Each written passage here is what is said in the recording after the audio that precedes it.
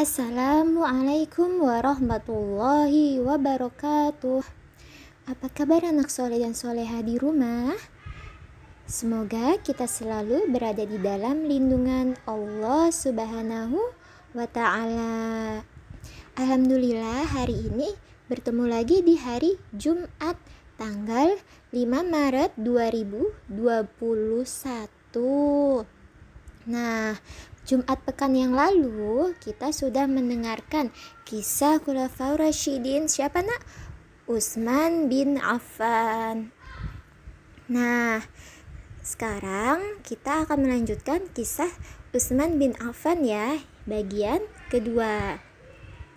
Pekan lalu kita sudah mendengar cerita bahwa sahabat Rasulullah Shallallahu Alaihi Wasallam yang bernama Utsman bin Affan adalah seorang yang sangat dermawan.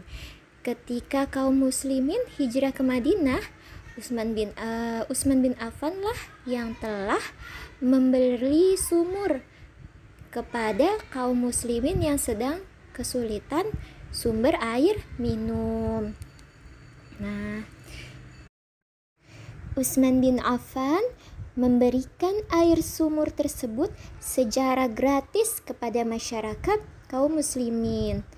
Hingga hari ini air sumur tersebut masih digunakan. Berulang kali kemurahan hati Utsman menjadi berkah bagi kaum muslimin di masa-masa sulit. Pernah terjadi kemarau panjang nak, musim panas yang sangat panjang di masa kekhalifahan Umar bin Khattab. 1 tahun penuh tak juga turun hujan. Tanaman layu dan mati. Masyarakat ditimpa bencana kelaparan. Lalu datang sebuah kafilah dengan 1000 onta yang syarat dengan biji-bijian dan perlengkapan. Jadi ada 1000 onta yang datang nak, yang datang dengan di punuk untanya ditaruh biji-bijian dan perlengkapan. Barang-barang kebutuhan itu baru saja tiba dari Suriah.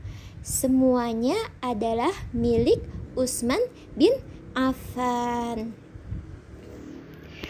Para pedagang dan pembeli cepat-cepat bernegosiasi dengan Utsman. Jadi saat musim kemarau, tanaman-tanaman mati atau layu, tidak ada sumber makanan, hanya sedikit sumber makanan yang tersedia. Kemudian ada 1000 onta yang datang dengan banyak biji-bijian. Biji-bijian itu adalah sumber makanan ya nak ya, yang semuanya dimiliki oleh Utsman. Kemudian para pedagang dan pembeli cepat-cepat menawar dan membeli barang-barangnya untuk melepaskan diri dari lilitan kesulitan, karena mereka kelaparan nak, ingin cepat-cepat membeli sumber makanan itu yang dibawa Utsman. Mereka menawar membeli biji-bijian dengan keuntungan 5%. Tapi tawaran mereka ditolak sang pemilik. Siapa nak sang pemiliknya? Utsman. Kata Utsman, ada tawaran yang lebih baik dari yang mereka berikan. Barangnya sudah ditawar dengan keuntungan 10 kali lipat. Para pedagang dan pembeli merasa putus asa dengan tawaran Utsman. Mereka tidak sanggup membayar lebih dari penawar yang telah Utsman sebutkan. Kemudian Utsman bagikan gratis barang-barang dagangannya nak. Siapa? Allah lah yang akan membalasnya 10 kali lipat, bahkan 700 kali lebih.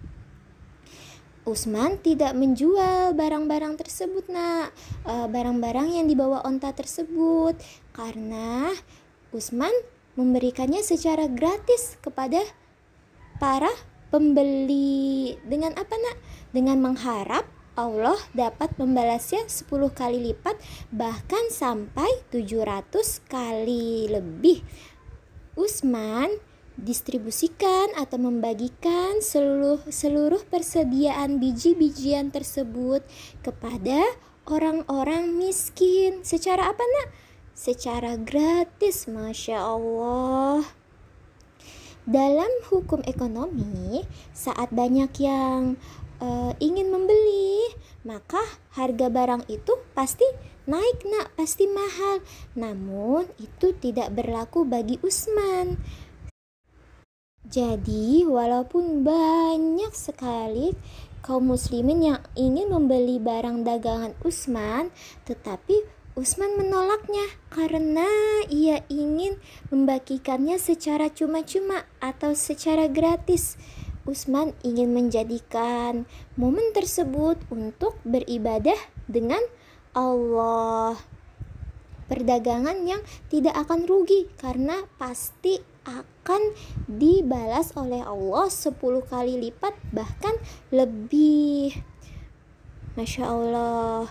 Utsman juga pernah menginfakkan harta 1000 dinar untuk membiayai pasukan di masa-masa sulit. 1000 dinar itu berapa ya, Nak? Jika 1 dinar sama dengan 2,3 juta, maka 1 kali infak tersebut Utsman mengeluarkan 2,3 miliar. Masya Allah, 2,3 miliar di zaman itu berbeda dengan nilainya dengan zaman sekarang. Di zaman itu nilai uang jauh lebih tinggi dibanding sekarang. Hingga Rasulullah Shallallahu Alaihi Wasallam bersabda,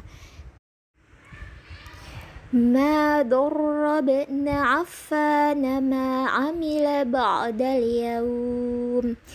Yang artinya tidak membahayakan bagi Utsman apa yang dia kerjakan setelah hari ini.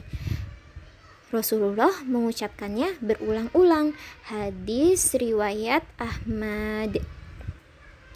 Jadi Utsman sangatlah dermawan, Nak, sangat murah hati, bahkan menginfakkan berapa dinar? 1000 dinar untuk membiayai pasukan di masa-masa sulit. Kalau sekarang uang 1000 dinar itu atau 2,3 miliar bisa digunakan untuk membeli rumah yang sangat besar. Masya Allah. Nah, kemudian kita lanjutkan ya, Nak. Pencapaian di masa kekhalifahan. Ketika Umar bin Al-Khattab terbunuh, dia menunjuk sebuah komite yang terdiri dari 6 orang. Siapa, Nak? Utsman menunjuk sebuah komite yang terdiri dari 6 orang.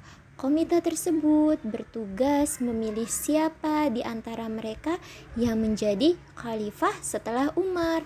Khalifah itu apa, Nak? Pemimpin.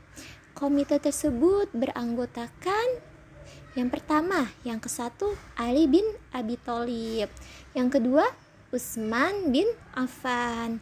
Yang ketiga, Abdurrahman bin Auf. Yang keempat, Sa'ad bin Abi Waqqas. Yang kelima, Az-Zubair bin Awam. Dan yang keenam, Thalhah bin Ubaidillah. Setelah 2 hari bermusyawarah atau berunding atau membicarakan hal tersebut, dan setelah memastikan pendapat kaum muslimin di Madinah, pilihan pun dibuat.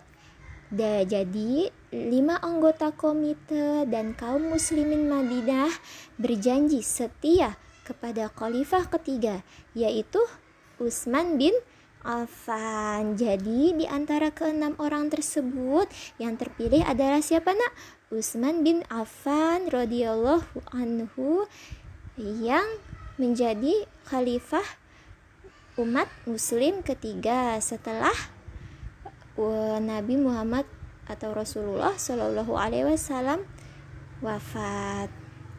Nah, sampai di sini ya, Nak, cerita tarik kisah Khulafaur Rasyidin Utsman bin Affan. Insya Allah pekan depan kita lanjut lagi ya, Nak. Ibu akhiri, wassalamualaikum warahmatullahi wabarakatuh.